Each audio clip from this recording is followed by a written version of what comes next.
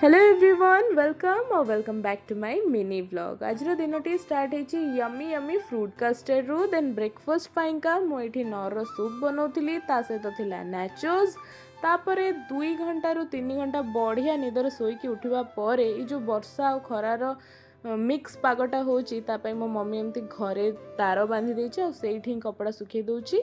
Lunch रे ये आमर आज बहुत ही सिंपल खाଇବା बनी पखाड़ आलू पियाज मिक्सचर चकुटा भेंडी आलू भजा मामार थिला गरम भात ये सब खाଇବା पर मुझे चॉकलेट को मेल्ट करी खाऊली। देन डायरेक्टली डिनर रे आम मैंने खाइलु जुआणी परोटा और सहित कोबी तरकारी। ये मत गोटे नुआ ब्रश टे काढ़ियार थिला आउठी मो स्किन केयर घरिका करुच्ची। आपण मानू एमती नॉर्मल डेली रूटीन आउ डेली व्लॉग्स जदि भल लगुच ताले मो चैनल को निहाती सब्सक्राइब करेंगे, वीडियो रे गोटे लाइक एंड कमेंट निहाती देबे। देखा गोटे मिनी व्लॉग रे, बाय।